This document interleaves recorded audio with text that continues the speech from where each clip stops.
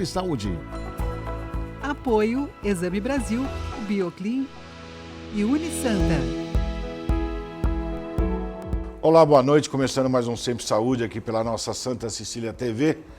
E hoje eu trago aqui o Dr. Rodrigo Trizolino, um cara super legal, um cara jovem, vai fazer aí 40 anos e já atua nessa área de especialidade em direito de saúde e médico.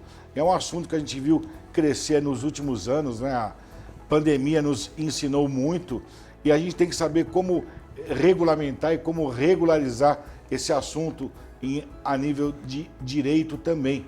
Afinal de contas, tudo tem que ser em torno de uma lei.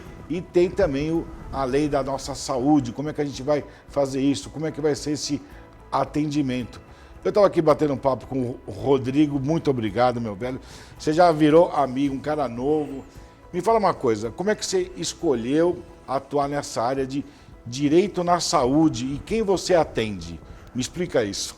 Olha, Carlos, obrigado pelo convite. Muito é uma obrigado. honra estar aqui no teu programa. Obrigado.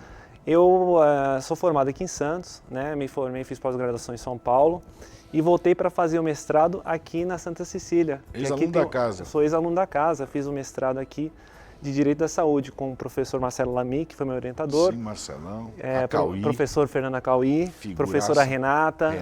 Quero mandar até um abraço para eles, que foram pessoas muito importantes aí no mestrado e estão levando muito bem o mestrado aqui para a nossa região e para o Brasil todo. Tem muitos profissionais que vêm fazer o mestrado de Direito da Saúde aqui. É isso mesmo.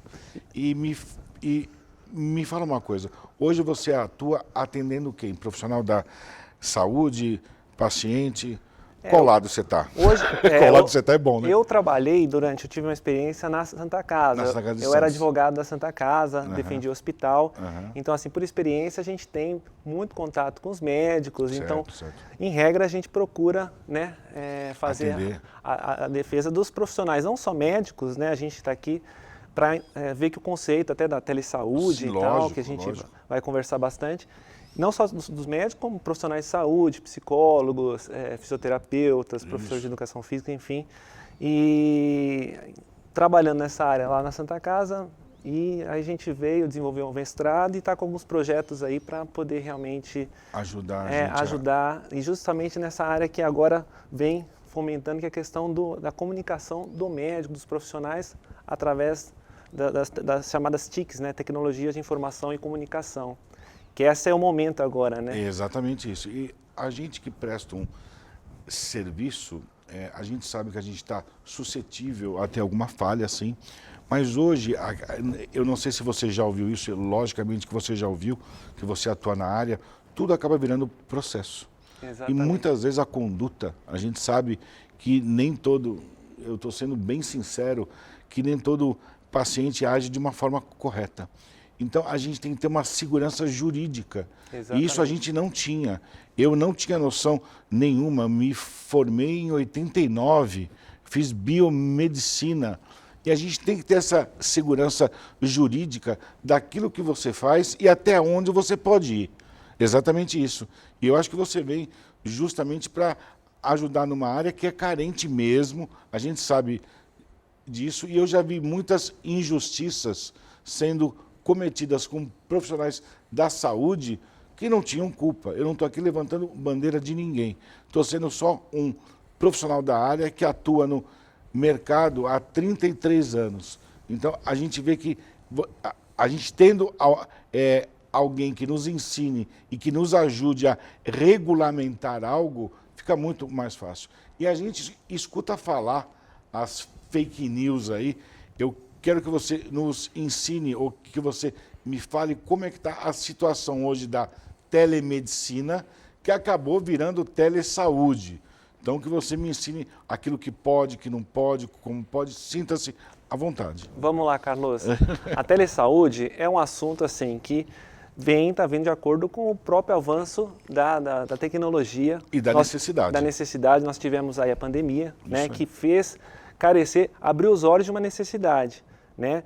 Como que vai funcionar a relação do médico com o paciente, e não só o médico, como outros profissionais de saúde. Isso aí. Então, houve, em tempos de pandemia, alguma regulamentação, tá? Mas, de fato, a lei né, foi sancionada agora, a Lei 14.510, no finalzinho agora de 2022, que ela chama de telesaúde. O que é a telesaúde? É a utilização da tecnologia de informação e comunicação nos meios de saúde, para todos os profissionais, ou seja, não é só o médico, então hoje já não é só telemedicina, é telesaúde, entende? Porque ele abrange outros profissionais.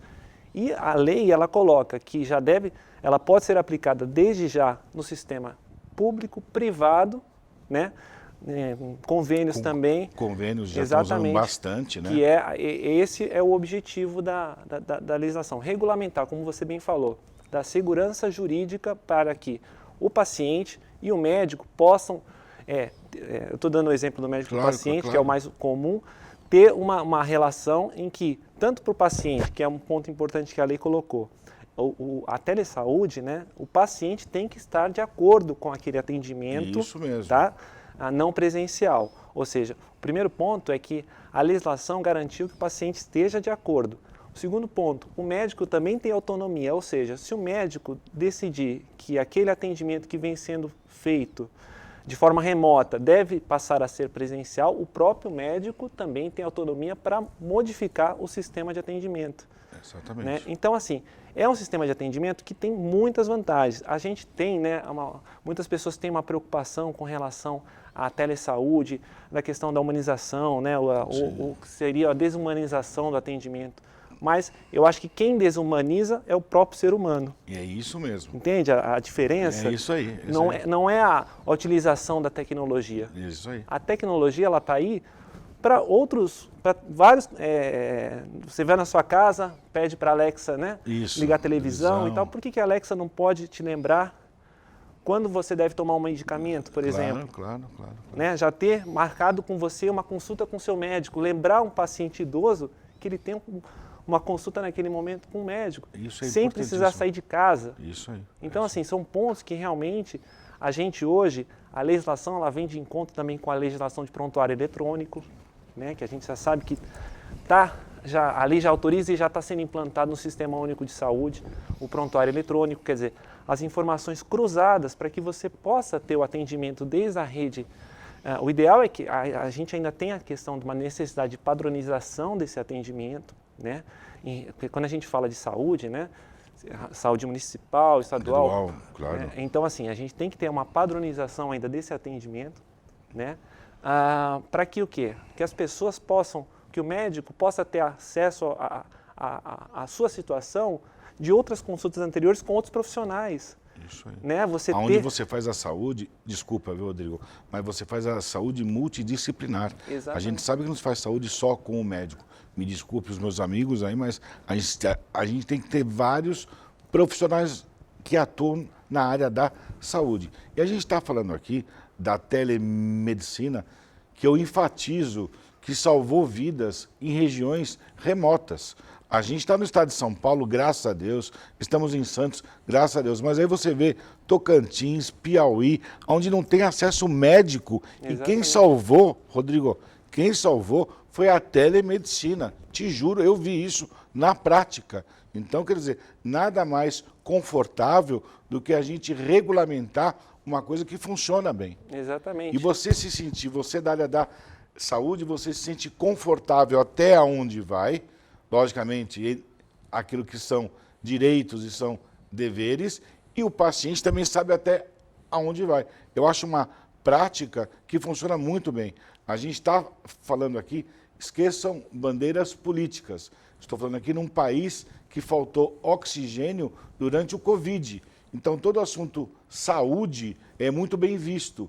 E tudo aquilo que for construtivo para a saúde sempre vai ser muito bem recebido. Nada mais justo do que você regulamentar ou você regularizar uma situação. Daí que a gente está falando tanto da telesaúde. O que ele falou faz sentido e a gente sabe que salvou vidas e ainda salva vidas. É melhor você ter um telesaúde que funcione e o telesaúde funciona. Eu já fiz consulta que me senti muito bem acolhido, e ele usou uma frase muito legal: humanização quem faz é você, é o ser humano se sentir humanizado, não é a máquina. O problema é o ser humano. Exatamente. Continua, desculpa, mas eu tinha que falar isso aí. Mas é que, de fato, assim, as pessoas têm essa preocupação de que, na questão da humanização, mas você imagina o tempo que, às vezes, você faz um exame e você tem que retornar com o seu médico para poder levar o resultado do exame. Sim, hoje em dia a gente tem aí o Point of Care, que eu falei para você. A gente vinha conversando. Point of Care são exames.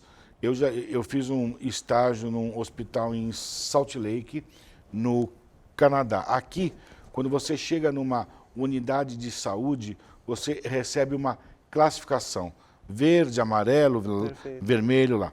Lá, para você receber essa classificação, são feitos 11 exames de laboratório em você para saber a situação que você está, glicemia alta, ureia alta, creatinina alta, e aí você vai receber. E esses exames são feitos em 11 minutos. São 11 exames realizados em 11 minutos com uma gotinha de sangue. Tanto é que eu estou fazendo doutorado, o meu tema é a importância do Point of Care na saúde pública. Eu estou falando isso, trazer para a saúde pública e que funciona bem. Quando a gente fala em saúde aqui, nós não estamos falando de saúde somente privada, particular, cifrão, não é isso. A gente está falando da forma com que a saúde pública funcione bem. Porque a gente sabe que a maioria dos atendimentos é através da saúde pública. Exatamente. E a telemedicina que você falou tanto, ela ajudou muita gente. E na saúde pública, então, meu Deus, você não consegue mensurar. Eu tive o prazer, para você, ainda falando na questão da tecnologia, da informação e a questão da humanização, eu tive o prazer de que um artigo meu foi objeto de orientação do Hospital das Clínicas em São Paulo. Não sei se você vai lembrar na questão das visitas remotas. Isso, me lembro. Então, que as pessoas estavam lá hospitalizadas e não podiam ter acesso a um parente, um pai, uma mãe. Isso aí. Né? Como ficaria essa questão? Então, assim, o Hospital das Clínicas, ele desenvolveu um projeto e passou, sim, de acordo com, na época, havia uma regulamentação do Conselho, existia alguns pareceres, etc. e tal. A gente participou de um artigo que fomentou essa questão, essa política e depois realmente uma prática lá no Hospital das Clínicas. Para quê? Para que o paciente possa, assim, a questão da proximidade, no momento mais de dificuldade que foi a pandemia, você realmente poder, através de um vídeo, né, você ver como é que está seu parente, etc. e tal. Isso aí. Foi muito legal. Foi muito legal essa... Parabéns. E assim, claro, as pessoas têm algumas preocupações, tem questão da confidencialidade, claro que vai haver a confidencialidade das informações, claro que essa legislação vai respeitar o Código de Defesa do Consumidor, mas assim, de fato, a ideia é o quê? É racionalizar o atendimento, é você realmente tornar um atendimento mais efetivo, mais eficaz. Lógico. E entender que a tecnologia está aí. E a gente realmente tem que abraçar e tem que ser usado. Tem que ser usado, é isso aí. É isso aí. Estou aqui com um papo super legal com o Rodrigo Trizolino, já passou um bloco do programa, nem vi. Eu vou chamar os nossos comerciais, a gente volta já já.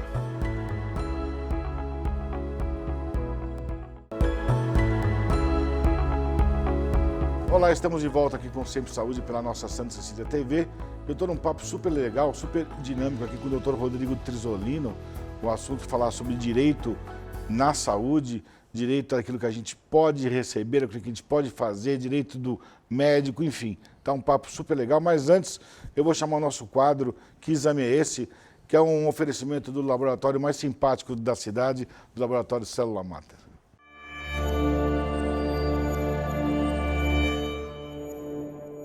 Olá, Dr. Carlos. Olá, pessoal de casa, tudo bem? Eu sou o Rafael, aqui do Laboratório Célula Mater, e hoje eu trago uma dica muito importante para vocês.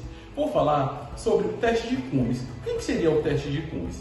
É um exame que ele avalia se anticorpo específico que ataca os nossos eritrócitos. O que seriam os eritrócitos?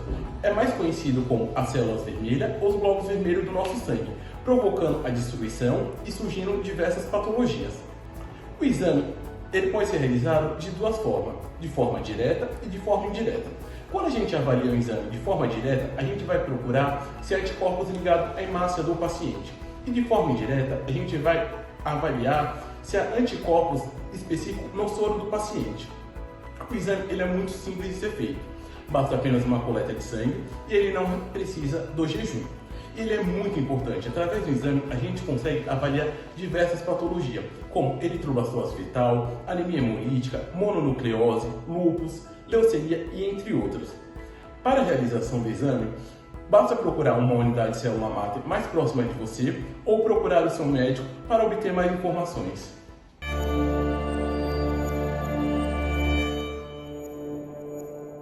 Olá, estou de volta aqui com o doutor Rodrigo. Já virou Rodrigão, já não tem mais doutor Rodrigo e tal. Meu, parabéns por esse trabalho que você fez sobre a pessoa ter contato com um ente querido, quando estava internado. A gente acabou o último bloco falando disso e eu vou agora fazer uma pergunta para ele assim, que está todo mundo pensando. Eu posso gravar a minha teleconsulta? Posso? Pode, a lei não faz essa restrição, esse impedimento. A lei, ela estabelece alguns critérios, por exemplo? Como, por exemplo, essa questão da confidencialidade. A informação que ela pode ser utilizada amanhã ou depois por esse mesmo profissional até para fins do esclarecimento. Às vezes o profissional tem que esclarecer o próprio paciente, através da anamnese, da entrevista, ele pode fazer passar aquela situação dele e sendo gravada, facilita o médico até uma segunda análise ou até o envio dessa informação para um outro colega, um outro profissional. Isso é possível, né, de acordo com a legislação. Não há esse impedimento, desde que seja guardada a confidencialidade e a responsabilidade daquele profissional. Entendi. Então, assim, é óbvio que ele tem a responsabilidade em cima de um vídeo, que ele tem o poder daquilo, né? Claro, mas assim, o que torna possível isso? Que amanhã ou depois, aquele mesmo profissional, se ele tiver uma dúvida, porque nós somos humanos, né? Claro. Às vezes a própria medicina, né, do jeito que ela Isso, avança, então assim, ele verificar de fato a queixa que o paciente apresentava, né, e que depois deixou de apresentar. Então, às vezes, algum detalhe que deixa de ser passado para o profissional, isso ali fica registrado. E ao ficar registrado, é bom tanto para o paciente quanto para o profissional de saúde. Isso evita, sem dúvida nenhuma, a questão da relação trato médico-paciente, discussões de que se isso não foi esclarecido ou aquilo não foi esclarecido, porque agora você tem a questão da prova, a possibilidade da prova que pode ser utilizada entre partes dentro de um processo, né? Claro, evidentemente, um segredo de justiça, né? Lógico. Mas, assim, é possível a utilização desse contato, toda essa relação do médico com o paciente, não só na melhora, na evolução da saúde do paciente, como eventual judicialização por parte do paciente, ou enfim, que isso tenha que ser esclarecido judicialmente. Então é possível sim, sem problema nenhum. Eu não sei se você acompanhou aí na última semana o caso de desnutrição dos índios, não sei se você viu isso, né? A fase 2 vai ser feita por telemedicina, a fase 2, né? Vão levar lá os médicos agora, nutris, tal, e a fase 2 vai ser um acompanhamento através disso. A gente aqui no Brasil tem as questões, algumas barreiras, né? Barreiras econômicas, barreiras culturais. Barreiras de distância, realmente. Às vezes um paciente viaja 24 horas para ter uma consulta de meia hora. Exatamente.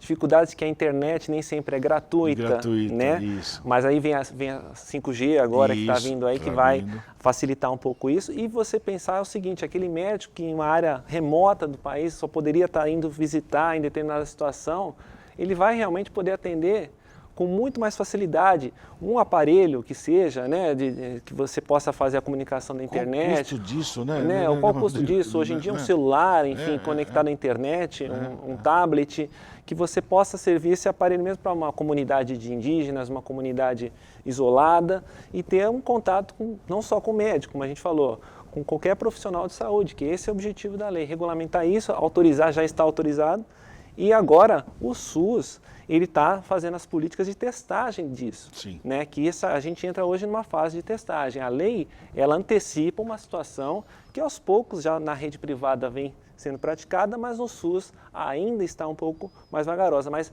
de fato, a lei, a partir do momento da sua existência, ela acaba forçando o poder público a realmente dar passos nesse sentido. Lógico. Então, assim, realmente favorece muito a gente está tentando, está lidando com uma situação dessas barreiras, né, que a gente está falando, mas realmente, se você for verificar na prática, é muito útil e realmente eu acho que é muito efetivo para a saúde e para saúde dessa população. Inclusive agentes de saúde, que a gente estava batendo Exatamente. papo aqui, né? Falando que agora agentes de saúde também é considerado um profissional da saúde. Exatamente. Não é isso?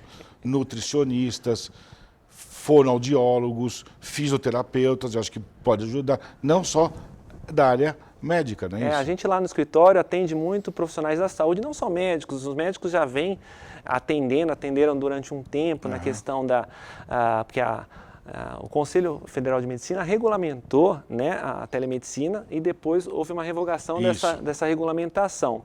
Né? Agora, com base na lei, os conselhos todos de todas as profissões eles podem regulamentar com mais detalhes, de acordo com questões éticas, né? De acordo com as atividades. Mas, assim, os profissionais têm muita essa dúvida e vêm me perguntar. Eu tenho um cliente que é fisioterapeuta que realmente ele estava na dúvida o que ele pode fazer, o que ele não pode fazer. Então, esse nosso trabalho é nesse sentido, de passar essa orientação, essa assessoria para esses profissionais, né? E até encontrar caminhos, né? Encontrar caminhos, exatamente, e evitar, como a gente falou, evitar litígios, né? A gente estabelecendo uma boa relação com o paciente ou com qualquer profissional, né? Estabelecendo um bom relacionamento com qualquer profissional e a internet, na verdade, os meios de tecnologia estão aí para favorecer essa comunicação. Né? Você vê que muitas pessoas, o crime através a gente não está falando de crime, mas assim, as câmeras, a segurança, como está favorecendo evitar, né, reduzir a criminalidade. E identificar, né, a pessoa que fez o delito, exatamente. Até, tal, né? Então, assim, e na saúde não pode ser diferente. A gente tem expectativa, a gente acompanha, lê alguns artigos de outros países. No Reino Unido, diminuiu muito a admissão hospitalar, principalmente pacientes idosos, né? A admissão em leitos hospitalares, o tempo de internação também, até a questão da taxa de mortalidade. Lógico. Tem países que está muito desenvolvida a questão da tecnologia de informação, como por exemplo na Finlândia. Sim. Na Finlândia, para você ter uma ideia, 98% da população não tem só o seu sistema, eles não estão só no sistema de saúde, como eles têm o próprio mapeamento genético de cada um. É que a questão do mapeamento genético ainda é um pouco caro. Muito, né? Então, assim, mas a gente tem que olhar para o norte para poder caminhar. E a gente já sabe que a tendência é exatamente essa. Hoje eu consigo mensurar a propensão que você possa vir ter uma doença ou não. Exato. Eu consigo rastrear se você é propenso, ou uma moça é propensa a ter um câncer de mama, sim ou não, através do exame. Exatamente. Através do exame e através do mapeamento genético que cresceu muito. Hoje em dia, tudo aquilo que a gente fala de biologia molecular e genética cresceu muito. É verdade. E a Finlândia é número 00, né? Os caras correram na frente e a telemedicina, um ano atrás, eu tive na Suíça, já tinha totens de telemedicina gratuita no aeroporto. Olha só. Gratuita. Você ia lá, apertar o botão, eu não estou bem.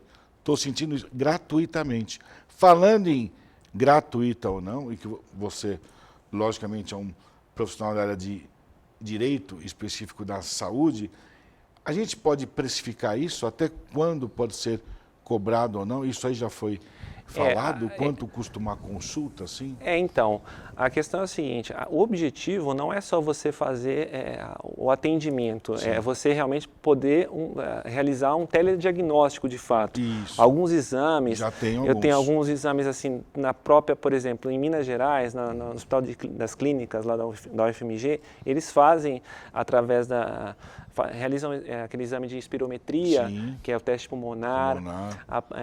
Você pode passar pelo cardio lá, se eu não me engano, tem até, se você entrar no Hospital das Clínicas de Minas Gerais, você vai ver a quantidade de exames que já foram feitos. Se eu não me engano, eletrocardiogramas está numa ordem de quase 4 milhões de exames que já foram feitos. Então, assim, a ideia e o objetivo, em termos de precificação, é que você possa não só realizar um atendimento, quer dizer, evitar com que o paciente tenha que ir até o médico, às vezes ele tem uma dificuldade de locomoção, como realmente fazer alguns diagnósticos, né? Agora, assim, a questão que fica é um pouco a questão da padronização desse atendimento. Entendi. Como que esse atendimento vai ser realizado, como ele está sendo realizado, para que realmente para o próprio profissional de saúde, ele possa também ter um interesse... Sim, em atender por. Em atender... Não sei se você sabe, a gente tem o nosso preço regulamentado, a gente segue a tabela AMB. Uhum. Então, por exemplo, para cada exame que eu faço, esse exame é precificado como? Suponhamos que o exame de urina custe 20 CHs. O CH quer dizer coeficiente de honorário. Então, o exame de urina vale 20. Cada CH vale quanto?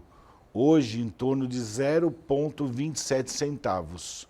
Então, se ele vale 20 vezes 0,27, esse exame eu vou receber R$ 5,40. A tabela AMB não muda há 22 anos. Esse preço é o mesmo há 22 anos. Esse preço seria o mínimo que o convênio pagaria a você. Só que tem convênio que você sabe que paga abaixo da tabela. Então fica bem difícil para você poder atender alguns. E a consulta custa 70 CHs. Vezes 0,27, você vai ter uma consulta de R$14, R$15, vai, não sei. Não, R$18. Então eu estou falando, o preço da consulta ainda do serviço público é muito baixo ainda. Por isso que você tem que fazer a coisa girar, a coisa dar certo e vai chegar nesse ponto que é justamente o preço. Quanto vai custar isso? A gente sabe que funciona, sabe que atende bem, mas vai ter que ver o custo também, que é um item que você vai ter chegar lá. E a discussão está vindo de agora, né? Exatamente. Porque como a legislação é de dezembro de 2022, estamos agora, né, em final de janeiro, agora que os conselhos começam a debater essa questão na prática. E agora temos a lei, então temos que aplicar a lei. Como que podemos aplicar a lei? Então, surgem essas discussões em mas relação a isso. Eu acho que vai crescer bastante. Sem dúvida. E você, a sua opinião pessoal sobre o assunto? Eu acho que sem dúvida, eu acho que tende a ser um sucesso. Eu sou uma pessoa muito esperançosa e digo o seguinte, a tecnologia, ela está aí e realmente a gente não tem que olhar com os olhos, realmente aqueles olhos de aceitar, entender que ela pode nos ajudar sim, como ajudou na pandemia, na época que eu contei para você o exemplo dos parentes e pacientes que não poderiam. Isso, né? Sensacional. E aí, assim, de fato, a gente tem os exemplos de outros países, né? As pessoas, assim, sobretudo pessoas idosas, né? Que têm dificuldade de locomoção, que realmente precisam ter um contato mais frequente com o seu profissional, com o profissional de saúde. Essa questão dessa base de dados é muito importante. Isso é importantíssimo, porque você sabe, você leva um exame debaixo do braço do seu médico, ele vai passar, né, na ficha. Imagina você ter um sistema que seja isso integrado em informação. Né, chegamos a tocar no exemplo da Finlândia, né, que aí já é um sonho do mapeamento genético, mas por que não? Ele já nos identifica, já nos conhece, como você falou, vou lá no terminal, lá no aeroporto, e ele vai identificar, olha o Rodrigo aqui, o Rodrigo tem problema disso, daqui, você não está se sentindo bem, você simplesmente vai dizer, eu estou com uma falta de ar. Daí ele já vai saber a medicação que você tomou, o que você toma, qual o tratamento que você faz. Sensacional. Cara, você vai ter que voltar, né? Você vai ter que voltar, prazer, velho. Vou voltar, vai vir aí novidades, você é um cara que você fala do assunto muito bem, e eu acho você como? Internet, Instagram, o escritório? A gente tem um Instagram, que é o Direito da Saúde Oficial. Legal isso. Nosso Instagram, a gente está arrumando para 20 mil seguidores. Como é? Direito da Saúde Oficial. Direito da Saúde Oficial. Tamires, não esqueça de pôr aí no nosso rodapézinho aí. Ou ligar no WhatsApp também, né? Eu tenho o WhatsApp do escritório, 981534878. 98153-4878. Esse é o Instagram. Se alguém tiver alguma dúvida e falar que assistiu o programa, tiver uma dúvida em relação e falar que assistiu o programa, a gente... Nossa, ele vai atender com certeza. Mas ele volta, viu? Esse cara volta porque o assunto dele é fantástico. Cara, muito obrigado por você ter vindo. Valeu, um prazer, velho. Obrigado. E é o assunto que a gente precisa ter. Então é isso, gente. Hoje esse papo foi com o Dr. Rodrigo. Estamos de volta aí a semana que vem com o nosso Sempre Saúde, pela nossa querida Santa Cecília TV. Valeu, boa noite, tchau, tchau.